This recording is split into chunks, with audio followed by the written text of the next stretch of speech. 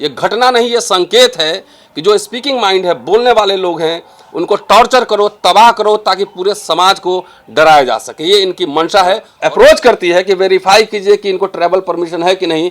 उसने कोई जवाब ही नहीं दिया। सरकार के इशारे पर मुझे हर तरीके से मुझे कैरियर मेरा तबाह कर रही है, मुझे पढ़ने के लिए बाहर नहीं देना चाहती है, मुझे छुट्टी नहीं देना चाहती। सबसे पहले 2020 का अप्लाई किया हुआ है, लेकिन आज तक प्रमोशन नहीं हुआ। पूरे कुरीतियों पर, अन्याय के खिलाफ अगर बोलना जुर्म है, उसका पर्दाफाश करना जुर्म है, तो डरने की जरूरत है। न डरूंगा न झुकूंगा।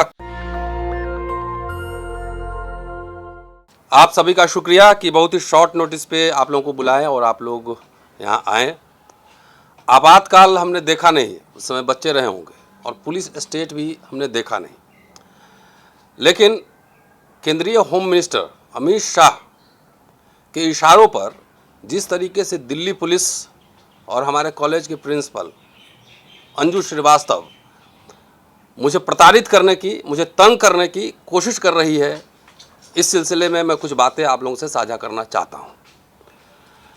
और इस अवसर पर ये जरूर कहना चाहता हूं, तकरीबन आज से 90 साल पहले जब गांधी और अंबेडकर की मुलाकात हुई थी, तब गांधी को अंबेडकर ने कहा था कि Gandhi, I have no homeland.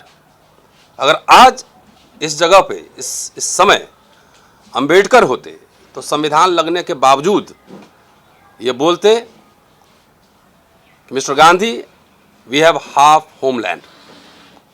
और मैं दावे के साथ कह सकता हूं कि वाकई संविधान लागू है, लेकिन दलितों का जिस तरह से उत्पीड़न, दमन हो रहा है, हाफ होमलैंड है। अभी पूरी जो है सिटीजनशिप और पूरे अधिकार मिलना बाकी है। और संदर्भ ये है कि बाबा साहब की 132वीं जयंती मनाने के लिए मुझे लंदन जाना था। कोर्ट से परमिशन है, इसके बावजूद दिल्ली पुलिस की लापरवाही और इग्नोरेंस की वजह से, या कहिए कि जानबूझकर, ब्रिटिश हाई कमीशन ने उन्हें कांटेक्ट करने की कोशिश की मेरे केस के बारे में, लेकिन उन्होंने कोई रिस्पांस नहीं दिया।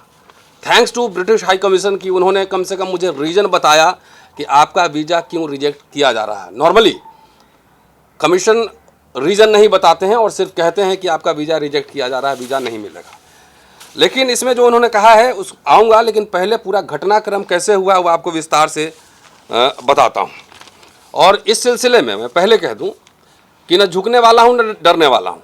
कोर्ट भी जाऊँगा, चीफ जस्टिस ऑफ इंडिया हमारे यूनिवर्सिटी के प्रो चांसलर भी हैं, राष्ट्रपति विजिटर हैं, उन सबको लिखूंगा, ओपन पत्र लिखूंगा कि इस देश में मैं हिंदू कॉलेज में पढ़ाता हूं और अभी राष्ट्रवाद का समय है। राष्ट्रवादी इतिहासकार पर मैंने 6 किताबें प्रकाशित की हुई, तो राष्ट्रवाद क्या होता है मुझे पता है।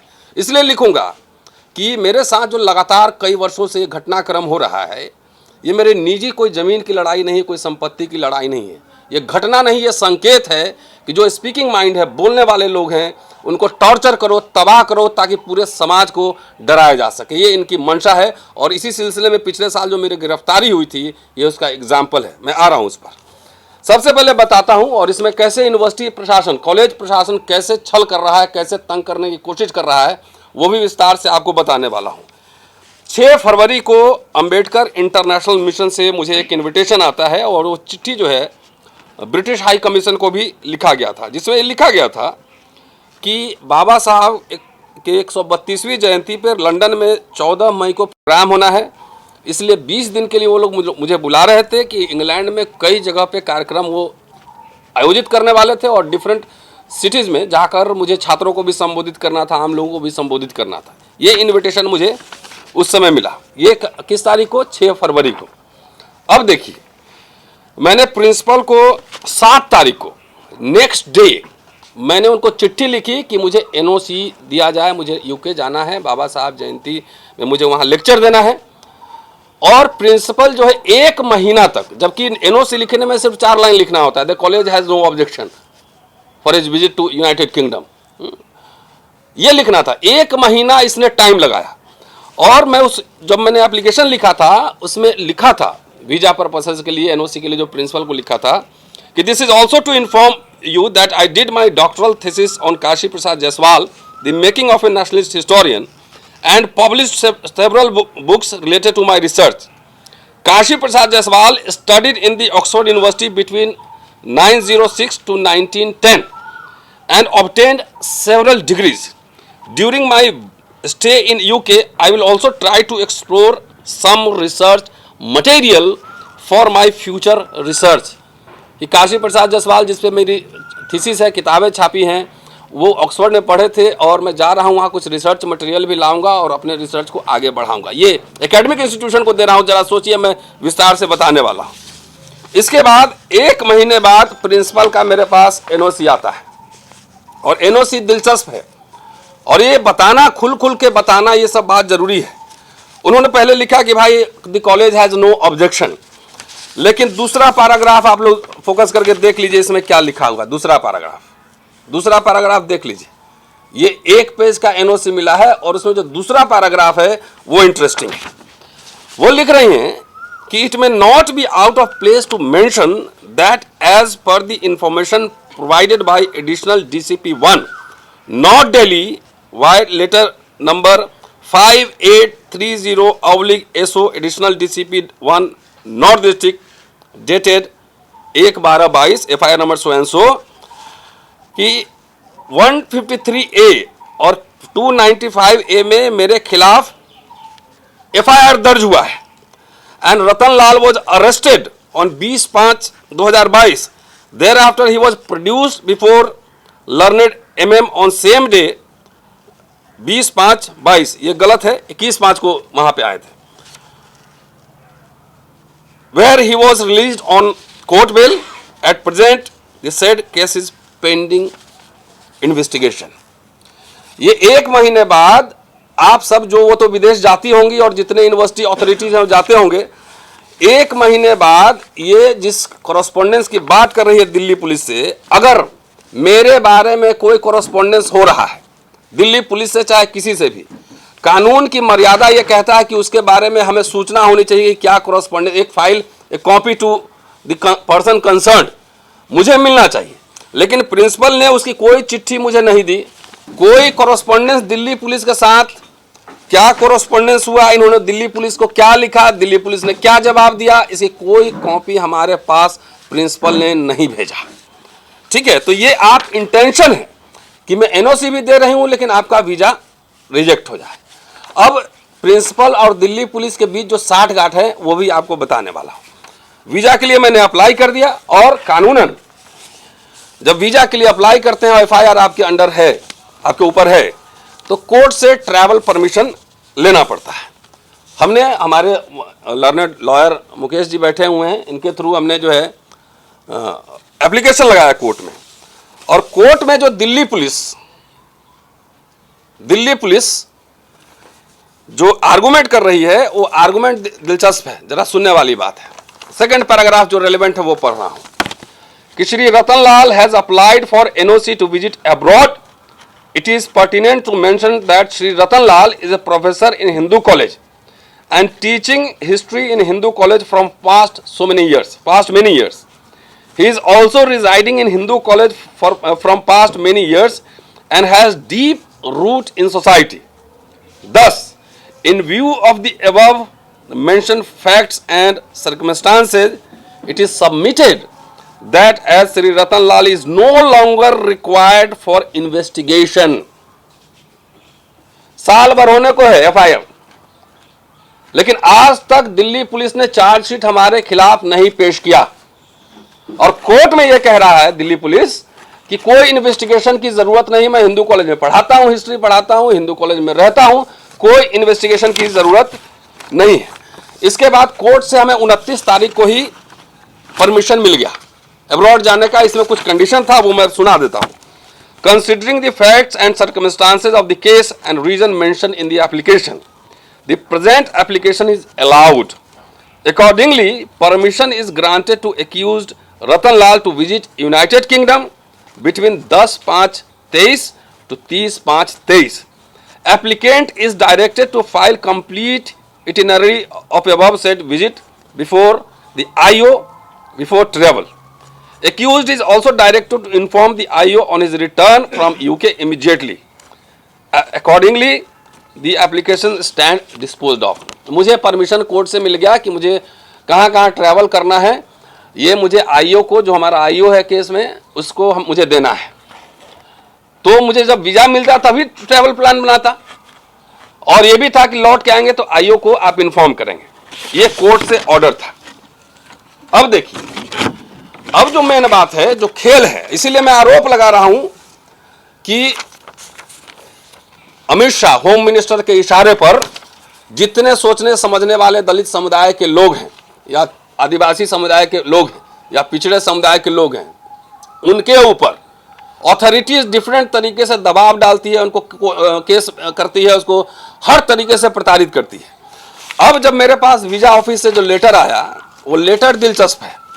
उन्होंने जो रेलेवेंट पोर्शन है वो मैं बताता हूं कि you have stated that you have been arrested in May 2020, 22 होना चाहिए था लेकिन 2020 लिखा हुआ है, under section 153A/295A IPC for online posting and you were released within 24 hours. You have submitted a court order dated 29th March 23 stating that you have been permission to travel abroad. Our office have made a number of attempts to verify the court order, but the police department have not responded. ये खेल है कि कह रहे हैं कि court order मुझे मिला है, पुलिस जाके कोर्ट में कह रही है कि नो इन्वेस्टिगेशन रिक्वायर्ड, किसी जांच की जरूरत नहीं है। और यहाँ पर जब ब्रिटिश हाई कमीशन इनको जो है अप्रोच करती है कि वेरीफाई कीजिए कि इनको ट्रैवल परमिशन है कि नहीं, उसने कोई जवाब ही नहीं दिया।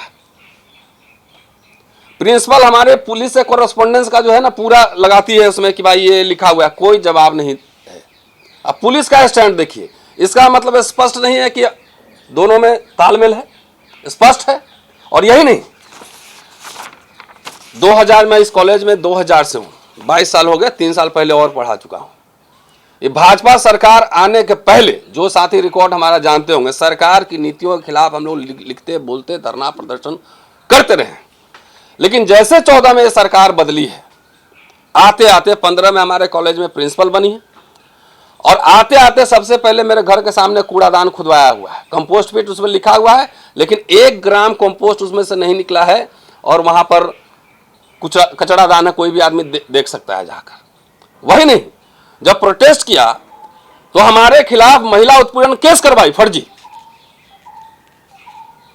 मैंने प्रोसीडिंग फेस की, आज तक उसकी रिपोर्ट मुझे नहीं दी गई है, आज तक नहीं दी गई है रिपोर्ट। क्या एज पर द लॉ है ये संविधान? कंप्लेंट था ही नहीं, कंप्लेंट थी, यहां पर एक थी, वो दूसरा केस है। तो आज तक मुझे उसकी ऑर्डर नहीं दी गई। मेरी 10 किताबें ऑन रिकॉर्ड कह रहा हूं, 14 आर्टिकल हैं, रिसर्च पेपर हैं, सैकड़ों मेरे लेक्चर्स हैं यूनिवर्सिटीज में। 2018 से वही राष्ट्रवादी इतिहासकार पर और किताब लिखने के लिए सबैटिकल लीव मांग रहा हूं, लीव नहीं मिल रहा है।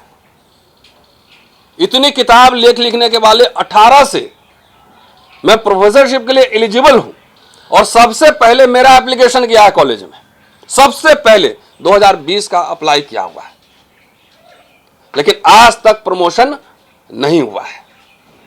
ये क्या? और जब वीजा के लिए मांग रहा हूं तो आप मेरे मुकदमा का जिक्र कर रहे हैं, उसमें तो ये भी मुकदमा का जिक्र करना चाहिए था ना कि मेरे ऊपर महिला उत्पीड़न केस है, यह भी जिक्र करना चाहिए था, तब ना रिपोर्ट मांगते। आज तक क्यों रिपोर्ट नहीं है? मेरे कहने का मतलब यह है कि कॉलेज प्रिंसिपल, दिल्ली पुलिस, ये सब सरकार के इशारे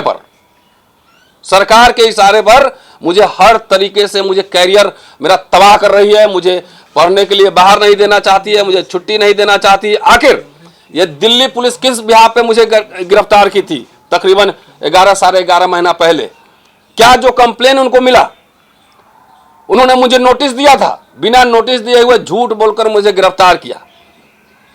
दिल्ली पुलिस अमित शाह के अंडर में है। किसके इशारे पर दिल्ली पुलिस ये काम कर रही है कि जो मुझे गिरफ्तार भी कर रही है, मुझे एकदम झूठ बोल के गिरफ्तार करती है, बेल मिल जाता है, मुझे लंदन जाना है लेक्चर देने, तो कोर्ट में कुछ और कह रही है। जब ब्रिटिश हाई कमीशन जब इंक्वायरी करता है तो उसका कोई जवाब ही नहीं देती है। तो ये मिली एकदम साठगांठ है, पूरा सरकार, प्रिंसिपल और दिल्ली पुलिस का सरकार के इशारे पर हो रहा है। लेकिन जैसा कि मैंने पहले कहा कि इससे न डरूंगा न झुकूंगा, अगर इतनी सर्वशक्तिशाली सरकार है तो मुझे फांसी पे लटकवा दे, फिर गिरफ्तार करवाए, या मुझे नौकरी बर्खास्त कर दे, खत्म कर दे। उनके पूरे कुरीतियों पर, न्याय के खिलाफ अगर बोलना जुर्म है, उसका पर्दाफाश करना जुर्म है, तो डरने की जरूरत है। न डरूंगा न झुकूंगा, कोर्ट भी जाऊंगा। और मुझे अंबेडकर की जयंती पे बोलना था। अभी इतिहास से किताब हटाने का इनका बड़ा प्रचलन चला हुआ है, तो इतिहास से किताब हटाने का इतना ही शौक है तो चुनाव के समय बाबा साहब याद आते हैं। तो एक काम करो ना, बाबा साहब को सिलेबस से हटवा दो ना, बहुत शौक है ना सिलेबस से हटाने का, तो हटवा दो। इस तरीके से पूरे आतंकित लोगों को किया जा रहा है। मैं तो एक रेप्यूटेड कॉलेज में, एक हिंदू कॉलेज में प्रोफेसर हूं, 25 साल मुझे पढ़ाते हो गए, और मैं जो बात कह रहा हूं कोई मुझे रिफ्यूट कर दे, अपना अपना किताब आर्टिकल दिखाए कितना काम किया है, मैं भी लेके चलता हूं। लेकिन ये अति हो गई है। न पढ़ने के लिए छुट्टी दिया जाएगा, ना रिसर्च करने के लिए छुट्टी दिया जाएगा, बाहर जाना है तो टांग अड़ा देंगे, प्रमोशन नहीं करेंगे। क्या करना चाहती है सरकार, ये विश्वविद्यालय प्रशासन? इसलिए चूंकि प्रेसिडेंट ऑफ इंडिया हमारे विजिटर हैं, हम उनको चिट्ठी लिखेंगे, open letter. Chief justice of India वो हमारे प्रो चांसलर हैं, उनको भी चिट्ठी लिखेंगे। इस सरकार को, इस प्रिंसिपल को जो करना है करे, लेकिन प्रोटेस्ट जारी रहेगा। ये अदालत में भी लड़ाई होगी और ये पॉलिटिकली भी लड़ा जाएगा। आप सबका शुक्रिया। नेशनल दस्तक की आपसे गुजारिश है कि अगर इसको बचाना चाहते हैं तो नेशनल दस्तक को सब्सक्राइब करने के लिए रेड कलर के सब्सक्राइब बटन को दबाएं, फिर बेल आइकन की घंटी दबाएं। नेशनल दस्तक को बचाने के लिए बहुत जरूरी है कि हर खबर को शेयर करें, लाइक करें, कमेंट जरूर करें।